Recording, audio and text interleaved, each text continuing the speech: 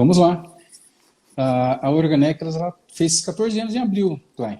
14 anos, iniciou com desenvolvimento de software, né? Trabalho voltado a assuntos regulatórios, farmacovigilância. Aí em 2011 eu entrei na Organex, né, para abrir a frente de serviços. E aí já vão 9 anos, né? 9 anos agora, dia 1º de julho. Dia 3/6 eu faço 24 no segmento aí. De carreira nesse segmento regulado. Aí. É bastante tempo, né, cara? E a gente atua em mais de 80 indústrias hoje, né? No segmento regulado, principalmente as farmacêuticas, atuando com validação de sistemas, qualificação de equipamentos, suportando todo o sistema da qualidade. E antes da Organex, você trabalhava na indústria? Trabalhei desde os 18 anos, dos 18 anos até os meus, vamos lá, não posso entregar a idade, né? Vamos lá, fiquei 15 anos na indústria, 15, 16 anos na indústria, depois saí para a parte de consultoria, né? Atuei nas diversas áreas, desde operações logísticas, atuei na área de produção, controle, na parte administrativa de controle de qualidade, garantia, engenharia, TI. Então, deu para aproveitar bastante coisa, implantação de sistemas, né? Vamos lá, Caio, vamos começar e aí o pessoal... Vamos lá, vamos testar essa sua live. Eles vão entrando aí, vamos ver como é que vai ser. Vamos lá. Vamos lá, pessoal. Primeiro, boa tarde, né? Quero agradecer a todos aí pela participação nessa live aí. Eu sou o diretor técnico e comercial da Organex, responsável pelo projeto aí ao vivo com a Organex, e hoje nós vamos ter uma entrevista aí bem bacana, um bate-papo, na verdade, né? Que é essa a ideia. Um bate-papo bem bacana aí com o meu amigo Rodrigo Klein, que é CEO da T2, né? T2 Software. E eu digo que a gente está começando muito bem, viu, Klein? Vamos lá. Não, porque assim, o Klein é um youtuber voltado à rastreabilidade de medicamentos. Então esse cara deve ser conhecido no mundo inteiro. Eu costumo dizer que é o maior canal de rastreabilidade de medicamentos do mundo. Eu não tenho dúvida. Não tenho dúvida. Tem um. E assim, até dar um toque para a galera, o pessoal que é da indústria farmacêutica, indústria regulada aí. O Klein tem o canal dele aí no YouTube. Qual que é, Klein, seu canal? Lá no YouTube é só procurar como rastreabilidade de medicamentos, né? YouTube/C/rastreabilidade. Aí a gente sempre posta lá umas novidades lá em relação à rastreabilidade. A gente está numa etapa agora de pré-implementação aí do Sistema Nacional de Controle de Medicamentos, né? E a gente sempre tem compartilhado informação, acredito que muito relevante aí para quem é da indústria, né? E já tem um tempo que a gente tem tentado fazer essas coisas aí de YouTube, né? Então... Não, eu aprendo muito com você, você sabe disso, eu sempre falo para você. Eu tenho uma amizade com o Rodrigo aí desde de projetos que a gente fazia junto no ISP lá, né? Nas reuniões, e a gente vem tentando sempre se ajudar. E ele é uma inspiração, quando fala em trabalho aí com imagens, com os vídeos, passar informações para o público, porque isso toma tempo, mas ele tira o tempo dele ali para isso, né? Além de empreender, além de ter seus projetos aí do dia a dia, ainda tira um tempo para isso. A mulher deve ficar louca, mas acontece, né? Ô, Cláudio, vamos aproveitar aí, fala um pouquinho da T2, da sua experiência aí com esses tipos de projeto aí, antes da gente começar. Cara, a história da T2, na verdade, ela começou com esse lance da rastreabilidade, né? Na verdade, T2, o nome T2, e a gente depois de um tempo acaba vendo quanto é difícil arrumar um nome para uma empresa. O nome T2 é T ao quadrado, ou seja, é track and trace. Porque, de fato, a gente nasceu com esse DNA aí de rastreabilidade. Por quê? Porque eu trabalhei numa associação da indústria, que acho que a maioria deve conhecer aqui, que é a Interpharma, né? A Interpharma é a Associação da Indústria Farmacêutica de Pesquisa. Na Interpharma estão lá as principais indústrias, principalmente as multinacionais, né, que até então eram as que mais investiam em pesquisa, né? Hoje a gente sabe que tem nacionais que realmente estão aí investindo pesado em pesquisa e desenvolvimento de novos produtos, né? Mas essa não era a realidade no país há 10, 12 anos atrás, né? Onde geralmente o capital que tomava risco aí realmente para desenvolver produto era das multinacionais, né? Até porque tem um mercado global para atender, até consegue ter uma capilaridade maior. e a Interpharma congregava aí essas indústrias, que são as indústrias de pesquisa, né, que são as multinacionais. Entendi. E lá em 2006, 2007 mais ou menos, a gente teve uma iniciativa da Interpharma junto com algumas indústrias nacionais, que era dentro da Câmara de Medicamentos do Instituto Ético, né, que é o Instituto Brasileiro de Ética Concorrencial, de estudar a informalidade do mercado e ter iniciativas aí em torno de trabalhar na formalização do mercado. Isso falando aí de mais de 10 anos atrás, mais ou menos 13, 14 anos atrás, quando a gente ainda não tinha nota fiscal eletrônica, não tinha substituição tributária, né, e também ainda não tinha rastreabilidade, como a gente já vê que começa a aparecer hoje. E na época fizeram um estudo lá junto com a McKinsey, aquela consultoria lá famosa, identificaram que aproximadamente 30% do mercado era informal de alguma forma, tá? E Entendi. O pessoal confunde muito falando que 30% do mercado é falsificado. Não, não é falsificado. O que a gente tem no Brasil era que 30% era informal. O que tinha dentro dessa informalidade? Tinha remessa sem nota, nota menor, né? Ou seja, você manda uma quantidade na nota e outra maior vai na remessa. Entendi. E em algum ponto ali tinha roubo e um pouco de falsificação. Né? Então veio para isso, né? Veio para isso, né? Veio, na verdade, para formalizar o mercado.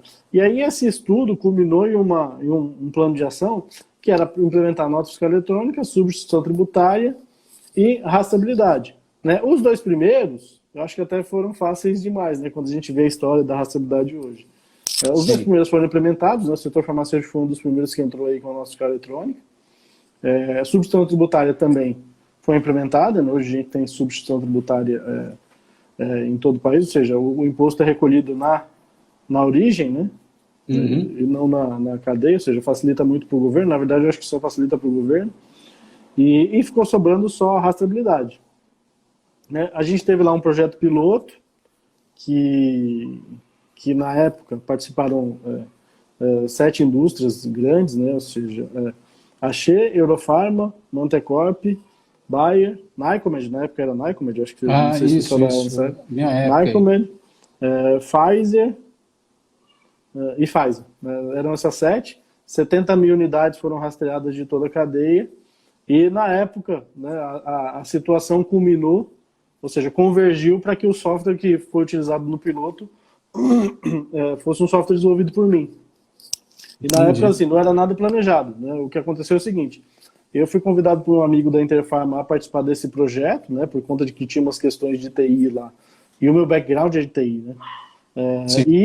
Ele falou, vamos lá no Instituto Ético, lá tem umas questões de TI que a gente quer entender desse projeto, acho que você pode ajudar. Aí eu falei, não, vamos sim. E eu comecei a participar, tal, a gente acabou criando dentro dessa estrutura do comitê de medicamentos do Ético, uma estrutura que tinha um comitê de TI, que eu coordenava, e para testar os conceitos de como a rastreabilidade funcionava, eu, como já tinha algum conhecimento de programação, eu comecei a desenvolver um software, né, e testava para testar os conceitos, porque naquela época, hoje eu acho que já é muito claro para muita gente como isso funciona, né, que a gente tem um data matrix, né, que troca informação, tudo mais. Mas naquela época a gente estava descobrindo todas essas coisas. Naquela época eu falava em rastreabilidade de medicamento, vinha na cabeça muito uma questão de que, com GPS, vou saber o caminhão. Como que vai rastrear isso, né? Como vai rastrear? A gente não sabia muito, então começou a descobrir essas coisas, e para de fato entender como funcionava, eu comecei a desenvolver um sistema. Passei várias noites em claro desenvolvendo isso, até porque não era a minha atividade. Imagino. A minha expectativa era zero de que o software funcionasse nesse projeto. E desenvolvi, e tudo bem, né? E estava testando lá. O projeto em si tinha um orçamento, né? Então tinha dinheiro na mesa para pagar fornecedor para fazer isso e tudo mais. Só que Mas você fala você acha que foi aí que começou, você começou a entender assim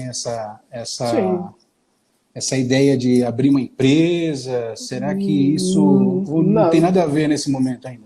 Não, na verdade o que aconteceu foi o seguinte, eu venho de uma história que eu sempre, de alguma forma, acabei empreendendo algumas vezes na minha vida. Né?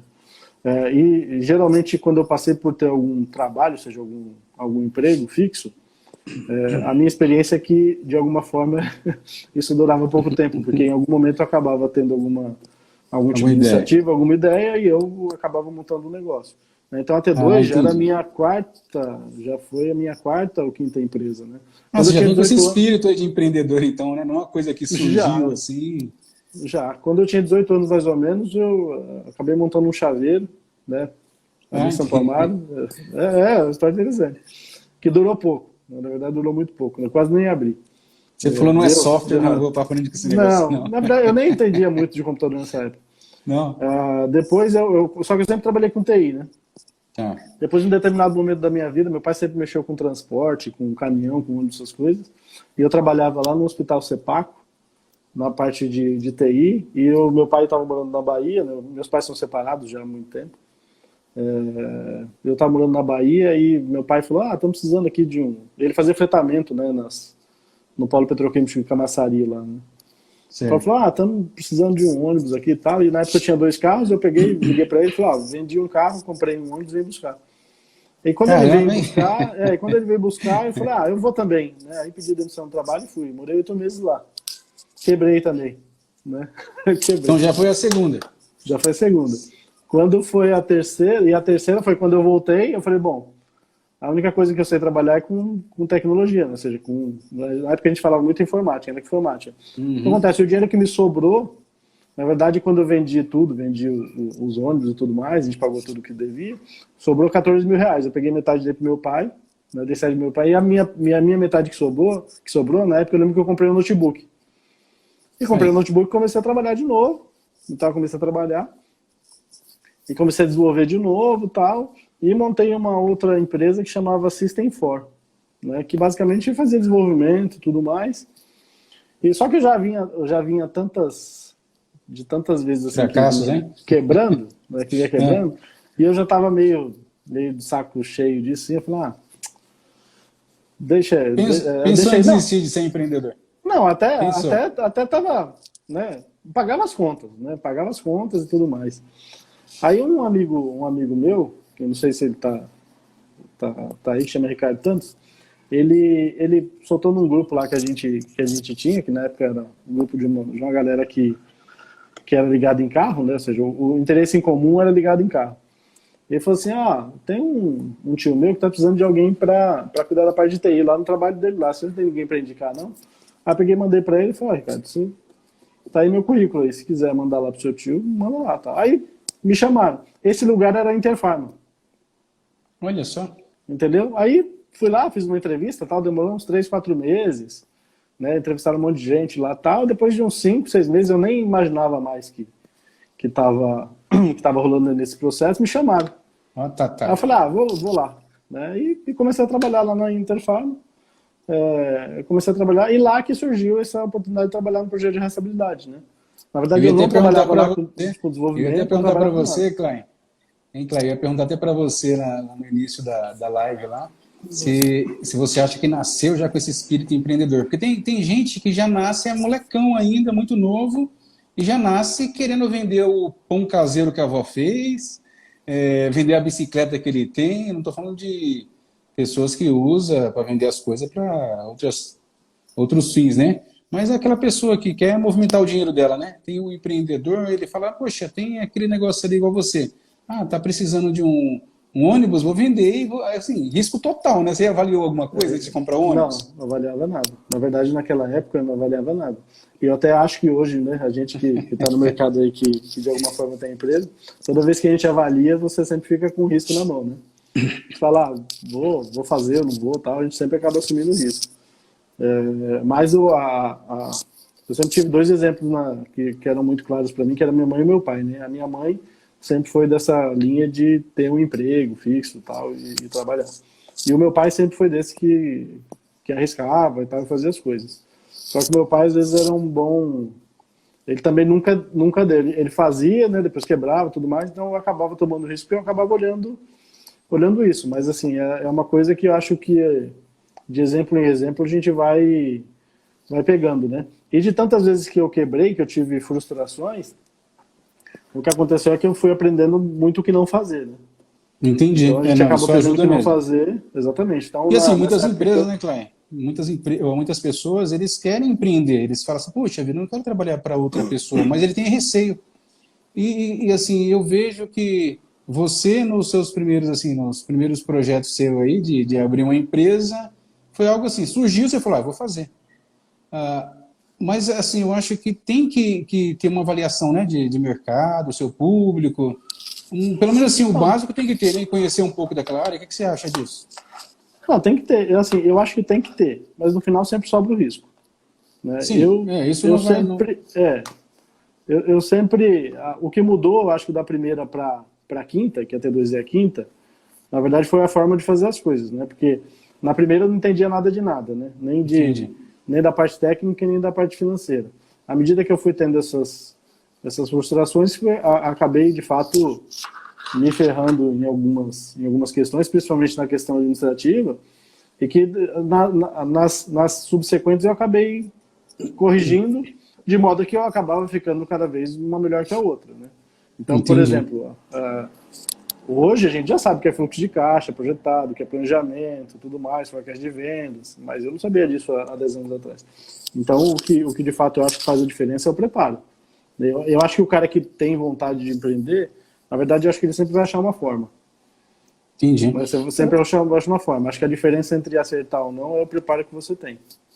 Eu vejo que é assim também, né? Muitas vezes a pessoa é muito boa tecnicamente e ela tem boas ideias, mas ela não consegue vender aquele projeto essa era uma dificuldade dela. essa sempre foi uma dificuldade que eu sempre tive. Porque assim, a T2 a gente conhece a T2 através do Rodrigo Klein. Um projeto nas indústrias, com os vídeos, com as palestras, participando de vários projetos. Mas você é o cara que vende hoje seu projeto? Você é o empreendedor que conhece a parte técnica e também é a pessoa que vai para o mercado oferecer o produto? Ou você hoje já tem uma separação disso? Você acha que é importante, até para quem está começando uma empresa? Questão de marketing. Hoje a gente já tem uma estrutura melhor que a gente tem essa separação, né? O problema que eu sempre tive, acho que inclusive nos outros negócios, foi o seguinte: hoje eu sei que tudo começa pela demanda, né? Por gerar demanda. Então não adianta eu investir 100% do meu capital no produto se eu não consigo gerar demanda, né? Então hoje o que eu acho, hoje eu tenho certeza que tudo começa pela venda. E a gente acha muito no começo que na verdade você começa pelo produto. Não, hoje eu acho que começa pela venda. Mas às no vezes passado, o cara desenvolve, né? Às vezes o cara desenvolve todo um produto, ele é muito bom. Então ele desenvolveu o produto, ele foi lá, ele conversou com alguns colegas técnicos, nem foi no mercado ainda, conversou com colegas técnicos, ele descobriu que realmente é um negócio bacana, mas é bacana para o cara técnico. Vamos falar aí, quem que se interessa? É o técnico, quem vai comprar é o técnico, não é? Como que funciona isso, né? Então isso que você falou é muito bacana, de você começar pela parte comercial, né? Não, na verdade, você tem que identificar uma dor, né? Acho que até a gente mesmo, quando a gente está trabalhando, mesmo trabalhando numa empresa, porque a gente tá lá para resolver um problema, né? E geralmente você está lá para resolver o problema que tem mais valor agregado, ou seja, onde você consegue salvar mais dinheiro. Agora, do lado, quando a gente está empreendendo, tem uma empresa, está desenvolvendo um produto, é a mesma coisa. Eu já tive casos que eu desenvolvi um produto que tecnicamente para mim era maravilhoso. Mas quando eu chegava na hora de vender, não era um problema que o cara queria resolver.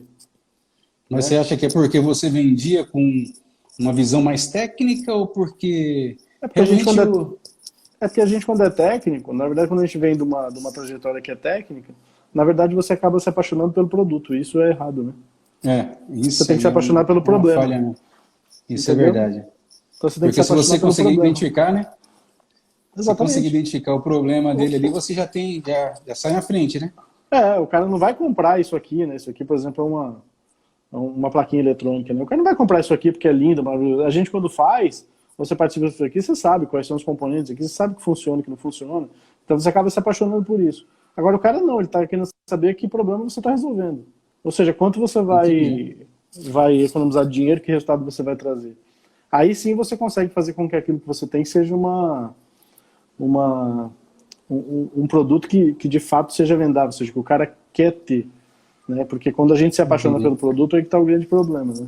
Na verdade, a gente tem que se apaixonar pelo problema. E assim, Klein, a gente hoje conhece a T2, uma empresa bastante conceituada no mercado, tem um trabalho aí, umas parcerias muito boas também, inclusive com vários projetos bacanas aí nas indústrias, né, reguladas. Mas assim, o cara tá vendo a T2 hoje, né? Como que foi, cara? Como que foi o início da T2? Como que foi você acreditar que esse negócio ia dar certo? Em algum momento você falou assim, putz, até a T2 eu tô desistindo. Cara, acho que uma vez por ano, pelo menos, né?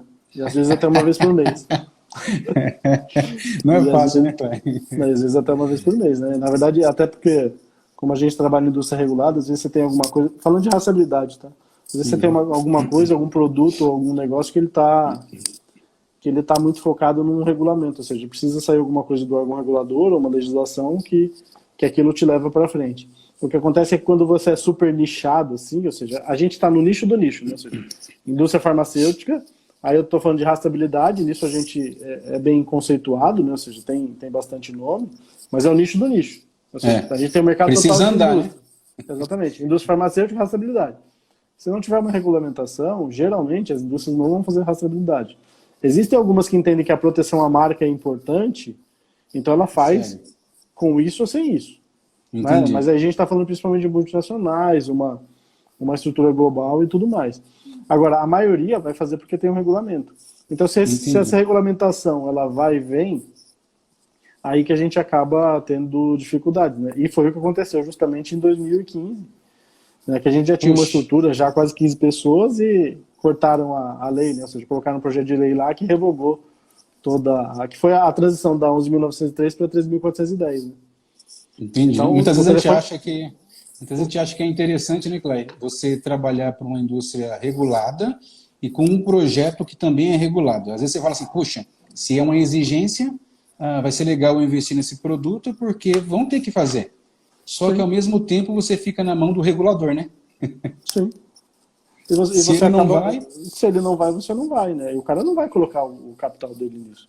E é o que aconteceu até hoje com a rastreabilidade, foi isso, né? Ou seja, de que de fato você tem uma situação onde a falta dessa cola, né, que traz a legislação, faz com que o cara atrase isso, porque na verdade a gente entende que é um projeto que é importante, mas para o cara ele tem aquilo e mais 5, 6 para fazer.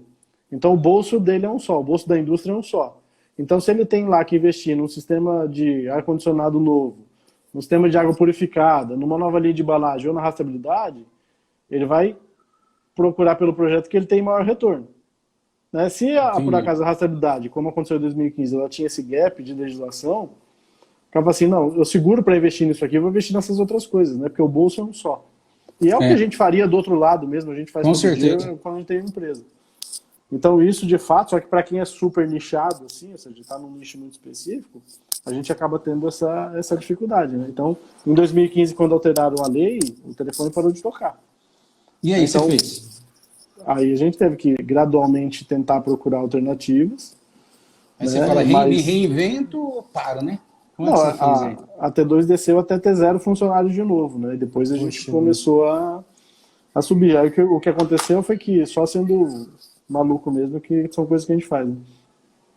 Nós tínhamos já um planejamento do que fazer depois da rastreabilidade. Por quê? Porque para quem é global, se você pegar essas empresas globais, tipo Antares, né, essas empresas que têm projetos em vários países, ele surfa várias ondas, né, ele está num mar muito maior.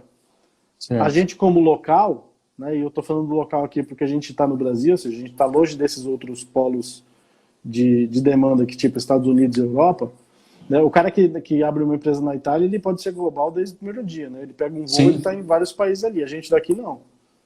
A América Latina não tem uma demanda tão aquecida para esse tipo de coisa, e é muito caro para a gente ir para a Europa. Você fica preso, né? Fica preso, então a gente é muito preso local. No nosso mundo ali. Né? Exatamente, então a gente tinha um planejamento de sair para investir no desenvolvimento de outras tecnologias focadas em indústria 4.0, depois da rastreabilidade. Quando a lei deu essa transição, ou seja, que cortou de fato a demanda, a gente tinha uma decisão a tomar. O seguinte, ou parava tudo, fechava, colocava o dinheiro no bolso e ia fazer outra coisa, ou antecipava esse planejamento, né? Foi o que a gente acabou fazendo. A gente fala assim, chegar a 0, né? Chegar a 0 funcionários, né? Onde você vê um negócio embalando assim, ele desmotiva muito, né? Você olha assim, você fala, poxa vida, investimento, treinamentos, trabalho de marketing comercial no mercado, abrimos algumas portas, está tudo redondinho, estava tudo acontecendo, de repente cortou, parou de uma vez. tive que parar, não é fácil. O que aconteceu é que a gente se reorganizou, né, e aos poucos foi retomando de novo, né, ou seja, cortou o custo ao que dava, mas a gente passou a investir realmente no desenvolvimento de o que a gente chama de tecnologias emergentes, né, que são coisas muito focadas em IoT e inteligência artificial para a indústria farmacêutica. Né? E até isso é um ensinamento, acaba sendo um ensinamento para a gente, né? A gente era muito nichado, né? Então foi assim, se a gente tiver que ter um segundo produto, ele tem que ser um produto que não seja regulado, que o cara compre porque ele tem um benefício, não porque ele compre porque ele tem uma obrigação. Muito então, mais tranquilo para trabalhar, né? Exatamente. Então, mais abertura, né? O que é regulado é o seguinte, né? Quando baixa o regulamento, ou seja, a legislação, o cara te liga e ele pede. Né? Você não precisa convencer nada, mas você precisa desse esforço para ter regulamentação. O que não é regulado, você tem o esforço para convencer o cara. Então foi por aí que a gente acabou, de fato, indo em frente, né? E o pessoal, vocês aí que estão participando da live aí, se quiserem fazer alguma pergunta, tá? Fica à vontade. Eu vi aí que tá o Douglas, grande Douglas, o Paulo, o Dani aí, Dani da Vera. Não sei se está lá ainda não, mas aí tô falando o que é. E aí, Dani, abraço. Vamos mandar pergunta para a live do Kleber aí, que é a primeira, ela tem que dar certo, hein? A primeira, tem que dar certo. A gente tem aí vários palestrantes, hoje estamos com o Rodrigo Klein, da T2 aí. A ideia aqui do trabalho é a gente, nessa live aqui, é passar um pouco da trajetória do Klein, uma história que eu vejo assim como uma história de sucesso, né? O Klein, ele contou aqui que ele teve já a quarta empresa dele, quarta empresa, aí o cara fala assim, isso é persistir, né? Isso é perseverança, é o cara ir lá e falar, não, vai acontecer, e quando o cara fala vai acontecer, ele vai aprendendo com os erros, as coisas acontecem, né, Klein? Na verdade, às vezes a gente tem que tomar cuidado também com que a perseverança não se torne uma coisa obcecada, né? Isso sim. Viu que não dá, né? Mas a gente também, o que acontece também é que nessas vezes, você perguntou de desistir, né, tal, e geralmente quando a gente tem essas dificuldades, você sempre pensa, né, porque é igual todo mundo. Mas teve uma coisa que aconteceu comigo mais ou menos eu não lembro exatamente quando, tá, mas a gente estava numa situação muito difícil, assim, do ponto de vista financeiro, né, porque empresa pequena você vai trabalhando com caixa do mês, né, você vem no projeto, vai fazendo tudo mais. Hoje a situação é diferente, mas a diferença só aumenta os números, né, mas você vai trabalhando com o que dá. E a gente estava com essa até é uma questão interessante, né, eu aprendi muito nesse dia. Uma situação difícil, né, e você teve essa questão toda de regulamentação, não saía, esse negócio vai e vem. E a gente estava, nessa época, com o saldo negativo na conta corrente, precisava pagar a galera já no começo do mês, né, que trabalhava. E a gente, às vezes, a gente fica preocupado com isso. Né? E essa história, com certeza, eu não contei, essa história acho que eu contei para pouquíssimas pessoas, né? Aqui eu acho que agora só 17 vão saber. E eu falei, como é que eu vou fazer para pagar, né, para sair dessa? E nesse dia, cara, a gente estava no escritório e tal, eu levantei da cadeira, fui até o banheiro do escritório, sentei lá, eu chorei por uns 5 minutos, né, pensando o que ia fazer, eu falei, puta merda, o que eu vou fazer e tal. Aí o que aconteceu? Não, aí voltei e tal, falei, porque na verdade quando você não tem dinheiro, se você ficar chorando no banheiro não vai dar nada, né? Não ajuda. Não vai resolver o problema, né? Falei, não. Aí peguei, voltei e tal, sentei para trabalhar, né? Até porque você tem uma equipe, você não pode passar que o barco tá afundando. E eu falei assim, puta, que merda que eu vou fazer, né? E tal. Aí aconteceu, cara, que no dia seguinte eu recebo uma ligação de que o meu pai tinha sido internado, né? Tinha sido internado. E no outro dia ele chegou a falecer. Naquele dia, sabe o que eu aprendi também, com essa história da gente de que empreende? É que, às vezes, a gente acha que uma situação é muito séria, mas ela não é. Ela sempre pode ficar pior. Mas eu achava que aquela questão ali financeira era séria e tudo mais, mas aquele problema era totalmente reversível, né? E às vezes a gente, quando a gente está também, a gente tem isso no trabalho também, porque eu estou falando de ter empresa, de quebrar uma empresa, mas tem gente que às vezes está falando de perder emprego, né? Então o que acontece é que a gente acha realmente que é sério você quebrar uma empresa, mas não é. Né? Que é sério você perder emprego, mas não é. Né? O que é sério é quando você desiste. Mais importantes, né? Exatamente, quando você desiste. Né? Então o que aconteceu é que nesse momento eu entendi, eu estava achando que eu realmente estava com um problema sério, mas isso não é sério. Sério é o que tinha acontecido com meu pai, que não podia voltar atrás, né? Se eu quebrasse ali e tal, ia dar 6 meses, eu ia pagar o que eu tinha que pagar, as pessoas trabalhavam comigo, tudo mais, ia dar algum jeito, mas aquilo era totalmente reversível. Então, realmente, a gente acha que às vezes o tomar risco é ruim, né? E às vezes você fica com medo de tomar o risco, porque na verdade você pode perder o emprego, você pode quebrar, tudo mais, e a gente só tem assim, algumas né? coisas que são sérias, que realmente é esse negócio da morte, cara. Você morreu, você tem algum doente em casa, isso realmente é um problema. Isso que eu ia falar mesmo, isso que eu ia falar. Isso realmente é um problema. Tem o Klein, está participando com a gente, a Mari aí, Ortega aí, que é uma atleta, agora na pandemia aí, está tendo que se virar também. A gente apoia aí alguns atletas do esporte, está aí com a gente, acho que é bacana também, né? E voltando aí para o tema, eu acho que assim, muitas pessoas acham que uma empresa de sucesso é aquela que tem dinheiro. Não, na verdade não. Eu acho que assim, quando o empreendedor tem saúde, né, cara? Porque assim, você fala assim, poxa, uma empresa de sucesso, ela tem dinheiro, mas o pessoal está insatisfeito ali, trabalhando insatisfeito. As pessoas começam a ter, sei lá, depressão, outros problemas causados por um clima pesado, sabe? Isso aí eu acho que não ajuda. Então, assim, a gente vê uma empresa grande quando ela tem grandes profissionais, todo mundo feliz, dedicado. Então, a gente leva muito por esse lado. Então, às vezes, a pessoa fala assim, poxa, mas a Organex, a T2 é uma empresa de sucesso, mas como que elas enxergam, elas sabem que a empresa é de sucesso? É porque ela vê um marketing, é porque as pessoas comentam que é legal trabalhar lá, é porque elas veem assim, a empresa em vários lugares, e assim, para a gente, pelo menos a gente que tem empresa, nós somos pessoas comuns, pessoas do dia a dia, certo? Sim, e que a gente preza, a gente quer muito ter saúde, né, cara? Para aproveitar, né? Exatamente. E teve um dia até, acho que foi recentemente, acho que tem uns 8 meses mais ou menos, teve um dia que eu acordei meio doente, que realmente eu entendi o que era essa questão de ter saúde. Eu acordei meio doente, assim, meio indisposto, tal, que eu não queria nem levantar da cama. Entendeu? Era uma gripe muito forte, assim, tal, e eu falei assim, puta, realmente, acho que a pessoa quando tem problema, realmente quando você tem esse tipo de problema, né? Ou seja, você não consegue levantar da cama, você tem que ir para o hospital. A gente pelo menos acorda, vai trabalhar, pega 1 hora, 2 horas de trânsito, às vezes reclama do trânsito, mas tem gente que está acordando e indo para o hospital. Sim, sim. Né? Fazer uma hemodiálise, alguma coisa. Isso sim são coisas sérias, né? Então, eu acho que até... desculpa, pode falar, Klein, desculpa. Então, acho que às vezes a gente dá importância demais para coisas que não deveriam ser tão importantes, né? Eu vejo que vai perder emprego, vai quebrar. Um bom empreendedor é igual você ali, que esse dia eu liguei para você estava cozinhando.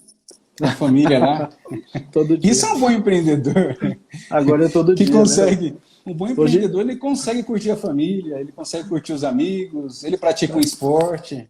Não, eu tô devendo essa do esporte, né? Você sabe que eu pedi a camisa da Organex lá, mas até hoje eu não fui praticar esporte, né? Isso é um cara de pau, né? Ainda bem que você não deu. Não, tá guardada, né, cara? Tô esperando você. A sua tá guardada, tamanho M, você tá fininho agora, né? Não. Mas assim, é legal tratar sobre isso numa live sobre trajetória, sobre empreender, porque ele não está afastado, né? Tem o caso aí de uma pessoa que está acompanhando a gente, o Rodrigo da Pint aí, tem um caso de uma pessoa, da esposa do Rodrigo, uma excelente profissional, empreendedora, mas que ela teve um problema de AVC. Eles foram para a praia agora para aproveitar melhor a vida deles. Aí a gente pensa assim, mas por que a gente não faz isso hoje? É verdade. De aproveitar melhor, né?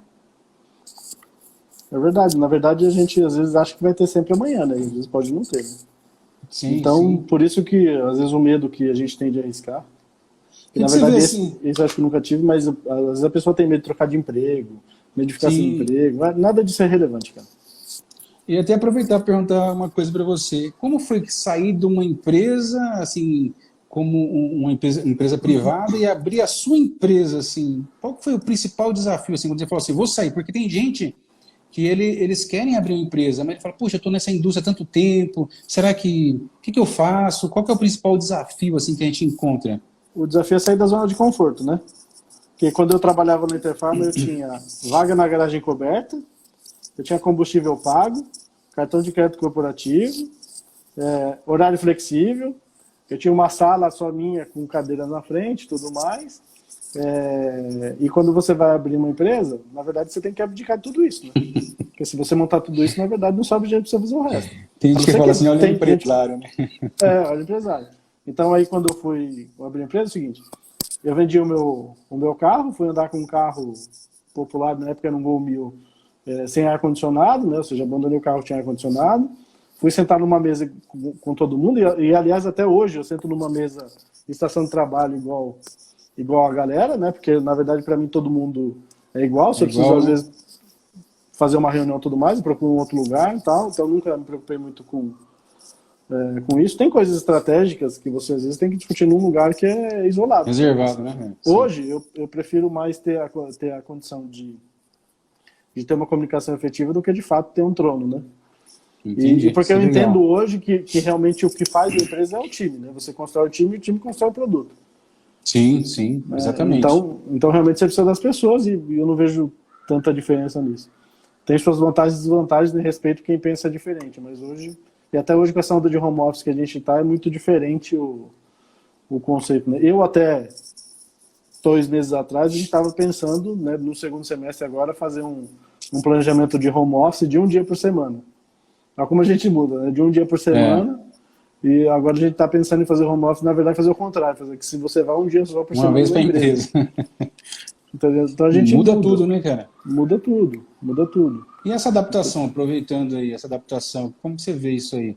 Uma necessidade, assim, repentina, e não só da T2, mas as empresas, né? Você vê que as indústrias, o pessoal do administrativo, o pessoal de algumas áreas que conseguem fazer um trabalho home office, eles estão tendo que se virar, ajustar, né? O que a gente aprende com isso, você vê assim hoje, as empresas?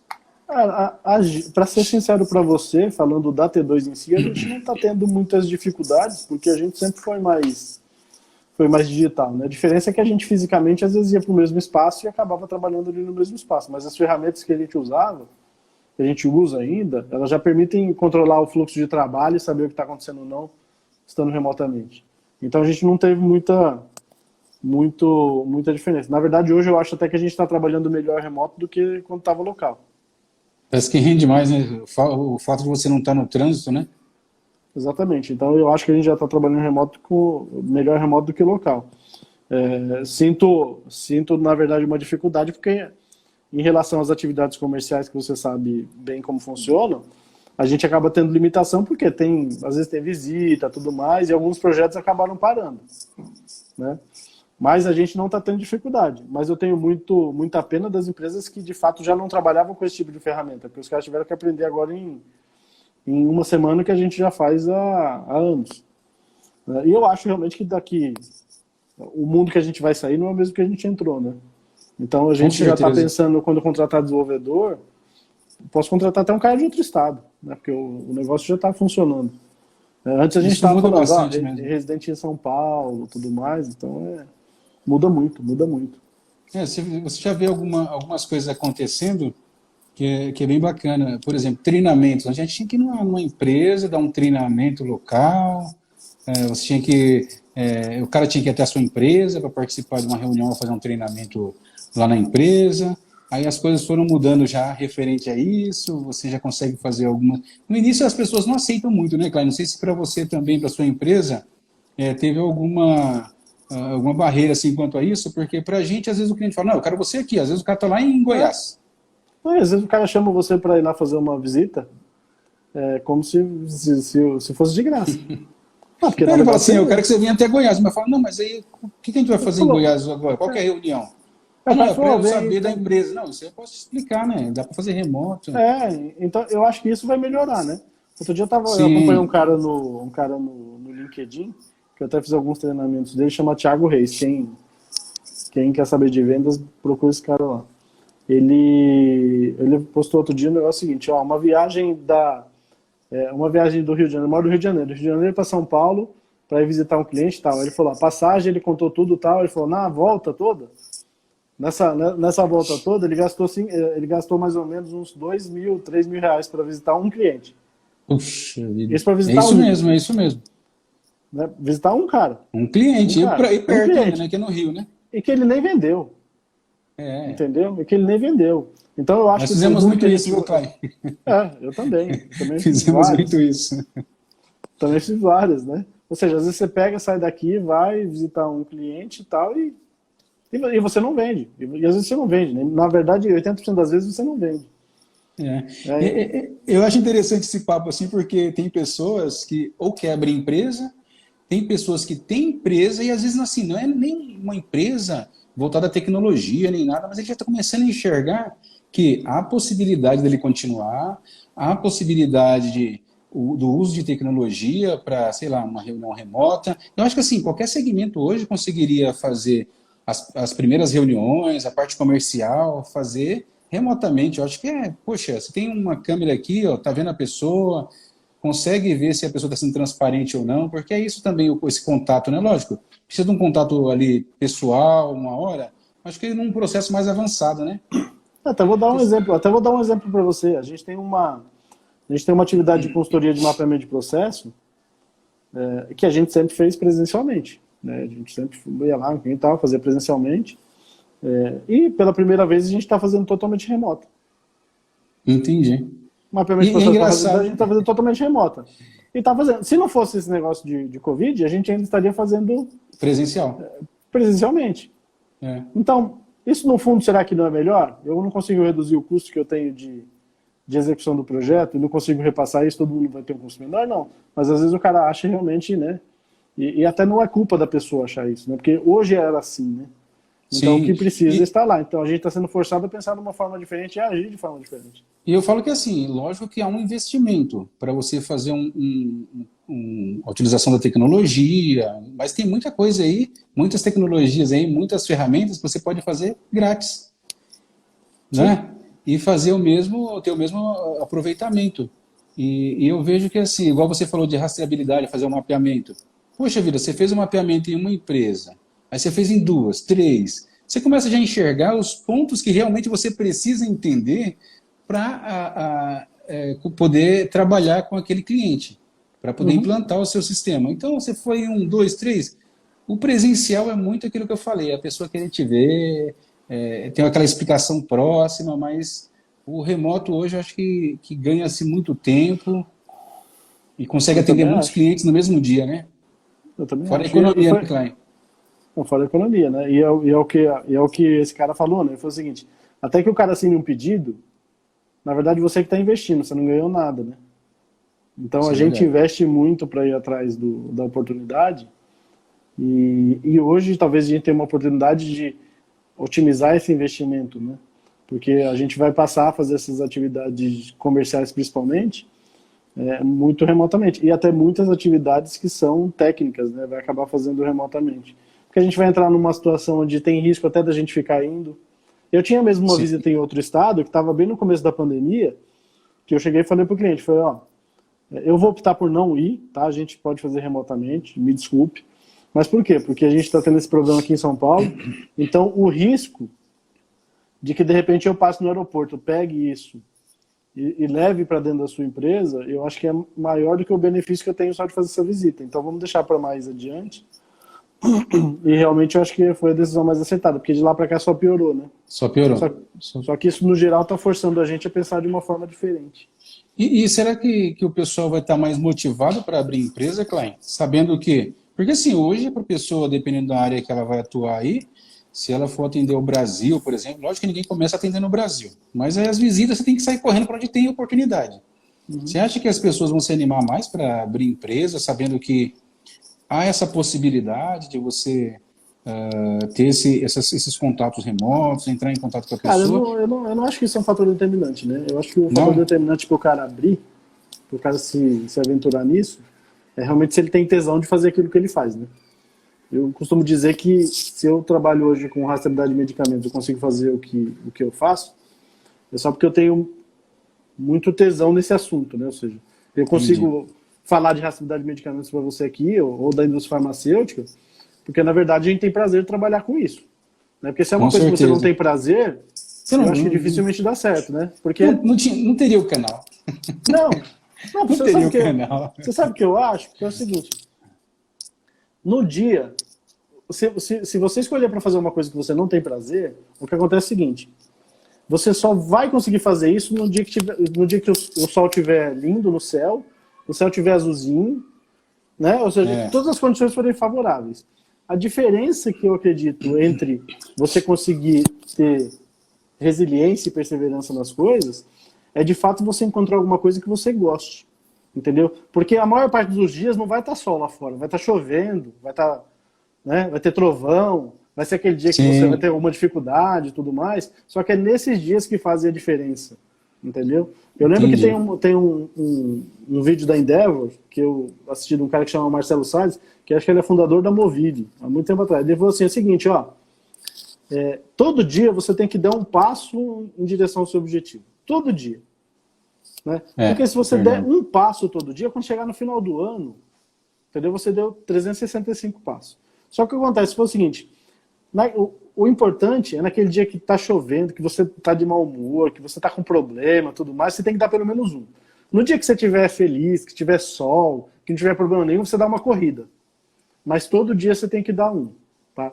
E o que é interessante nessa questão, principalmente do que a gente tem no dia a dia, que é o seguinte, a maior parte dos dias são ruins. Sim, né? Com certeza. Então, o que acontece é que o que faz diferença são nos dias ruins, que você acordou e foi lá e fez o que tinha que fazer. Não é no dia bom, não, porque no dia bom qualquer idiota faz. Isso é verdade. Isso é verdade. No dia que tá tudo bem, que você tem carro, você tem gasolina no tanque, que você tem dinheiro no bolso, que você não tem problema em casa. Tá tranquilo, né? Tá todo mundo feliz, qualquer idiota faz. Agora, a diferença realmente é quando você tá com problema, quando você tá sem dinheiro, quando seu carro não tá bom, quando fura o pneu, entendeu? Você vai lá, troca o pneu e ainda assim vai no cliente. Então eu acho que isso aí sim é o game changer, entendeu? É realmente o que você faz quando tá ruim. Porque quando tá bem, cara, qualquer um faz. Eu falo até por viver isso, né? Olha o Rildão aí, a Júlia Torres. Fala, Rildo! Abração, Torres! Eu falo porque eu vivi isso, né? Eu venho da indústria, você sabe disso, e eu trabalhei com o Rildão lá no Cristália. Ah, o Rildo. Um certo dia eu parei e falei, cara, não tem jeito, eu vou ter que abrir uma empresa. E eu penso nisso todos os dias. Eu adoro trabalhar com validação de sistemas, isso é a minha praia, eu gosto mesmo. Eu tenho, assim, aquela vontade de acordar para fazer aquilo, eu acordo, se tiver que ficar até mais tarde, eu fico, sem problema nenhum. Entendeu? Igual você falou, nas dificuldades a gente encara e vai para cima acreditando que vai dar certo. Você não pode ser igual você falou, né? Aquele cara que acredita sabendo que vai dar errado, né? Olha o Glauber aí, ó, da área. Teve um cara que uma vez me perguntou, né? Falou, cara, mas você nunca... Porque durante essa trajetória, mesmo quando estava ruim, eu sempre recebi proposta de trabalho, né? Tal, vem trabalhar aqui, tal, tudo mais. Então eu acho que assim, não ia me faltar emprego se eu precisasse. Eu acredito que o trabalho que eu fiz me credencia que muitas pessoas talvez quisessem trabalhar comigo. Se pelo menos uma oportunidade eu acho que ia conseguir. Aí perguntou, mas por que você não pensou em aceitar tal? Eu falei assim, cara, eu já pensei sim, mas sabe o que aconteceu? Provavelmente se eu aceitasse, eu pensei o seguinte, se eu aceitar, o que ia acontecer é que provavelmente do lado de lá o cara ia me dar a mesma coisa para fazer. Ou seja, o que ele ia me dar? Ele ia me dar uma equipe, um orçamento e uma meta. Se é para ter uma equipe, um orçamento e uma meta, eu trabalho na minha. E tem aquela também, né? Porque o resultado é meu. Assim, hoje tem a pressão de que você tem que fazer o negócio acontecer, você tem que correr atrás todos os dias, igual você falou, tem que dar um passinho todos os dias, naquele dia melhor você corre, e lá vai ser do mesmo jeito, só que ainda tem mais alguns casos assim, que o cara tá na pressão ali, às vezes o cara nem entende o que você tá fazendo, ele tá numa pressão do lado errado, que já incomoda, né, que desgasta, e você acaba até desistindo de ser mandado embora, e vai acontecer do mesmo jeito, né, cara? Vai acontecer do mesmo jeito, eu falei, vamos dar as mesmas coisas, vai implicar. Responsabilidade e as mesmas dores de cabeça. Com certeza. Então, fica aqui mesmo. Com certeza. Não, então, mas isso é legal, isso é legal. Até o pessoal que está aí, eu trabalhei também com o Glauber no projeto de implantação lá de sistema lá no Cristal, ele está aí também na live, ele está na Ares. Ó, Cris, fala Cris. Então o pessoal, eles trazem para eles não sabem quanto que eles trazem para a gente o enriquecimento assim, de conhecimento, né, cara? A bagagem que a gente traz, né? Por causa deles, né?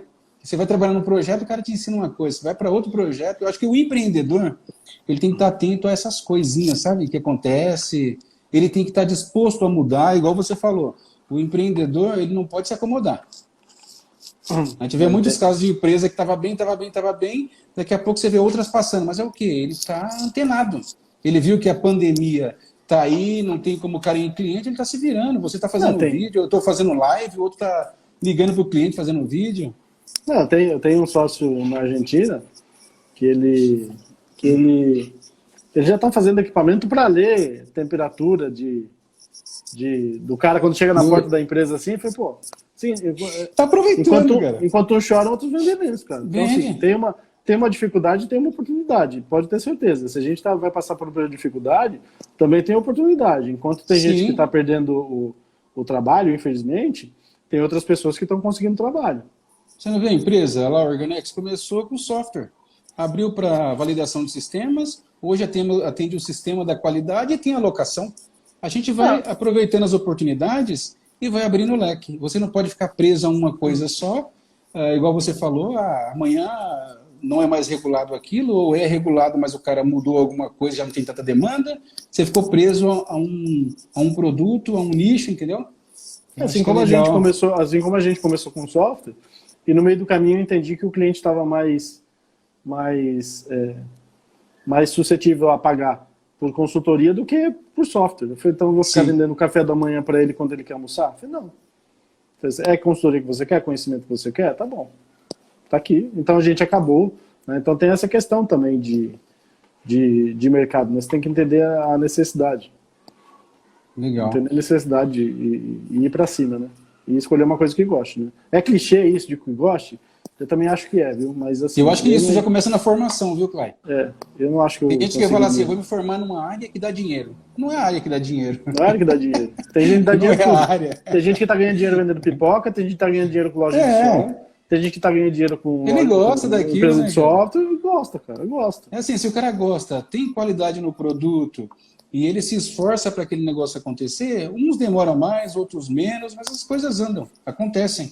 E outra, é igual eu falei, o sucesso para uns é o dinheiro, para outros é a qualidade do produto, a imagem da empresa dele, para outros é a saúde dele e tendo o dinheiro dele para o dia a dia. Então, assim, o sucesso ele é assim, muito voltado à pessoa, né? É relativo, né? O sucesso cada um tem o seu, né? Tem coisas que você dá valor com 18 anos que com 30 você não liga mais, né? Com 40 nem esquenta mais a cabeça, né? Entendeu? Então, realmente a gente tem... À medida que a gente vai amadurecendo, a gente vai tendo visões diferentes, né? Na verdade, eu acho que a gente devia começar do fim para o começo, né? Porque quando a gente aprende um pouco, na verdade, você não tem mais tempo de fazer nada, né?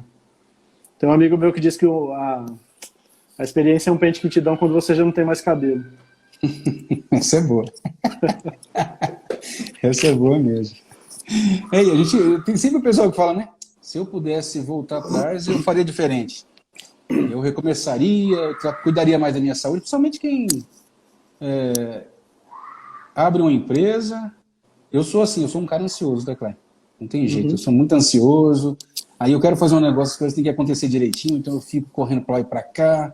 Aí às vezes estou com um projeto, estou correndo atrás de live e estou correndo atrás de outras coisas, e assim, eu não paro, eu não consigo parar, mas é porque eu sou assim.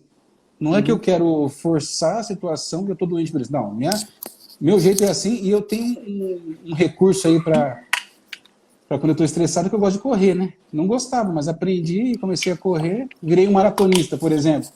Eu quero aprender também, eu só não tive coragem ainda. Vou trazer você para cá. Mas eu já estou mudando o paradigma. Nessa quarentena, a primeira vez que eu comprei um tênis pela internet, entendeu? E eu comprei pensando em correr, só não sei se eu vou conseguir usar, mas eu já comprei. Isso é uma mudança fantástica, né? Tem coisas que a gente faz só quando precisa, né? E até, pessoal, a nossa live vai até às 19 horas aí. Tem 4 minutinhos. Eu já vou pegar um pouquinho desse espaço aí para agradecer o Klein, que está sempre disposto aí a participar dos projetos aí nossos. A gente está sempre junto, um dá treinamento para o outro. Eu quero saber um pouco mais de validação, eu vou. Klein, me ensina um pouco sobre rastreabilidade. Ele vai, me explica. Então vai na empresa, a gente vai na empresa do outro, a gente se ajuda. Eu acho que o sucesso também está aí, você ter boas pessoas ao lado, as pessoas se ajudando e fazendo o outro crescer também, né? Na verdade, eu acho que o melhor investimento que você pode fazer é ajudar uma outra pessoa, né?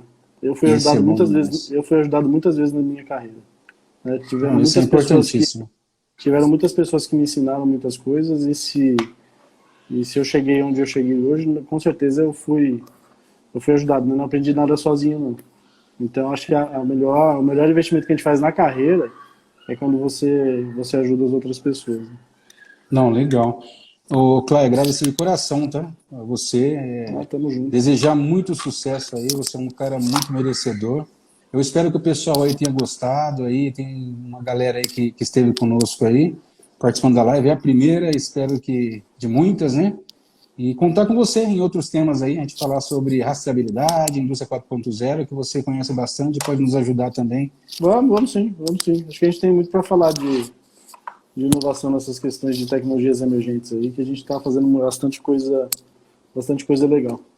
E acho que esse momento também é isso, né? É a gente levar para o pessoal aí alguma coisa positiva, né? Alguma informação positiva, mostrar que pode, que dá certo, que eles podem também conquistar o sucesso deles, e que o sucesso deles, assim, independente do que seja o sucesso, que é só correr atrás mesmo, né?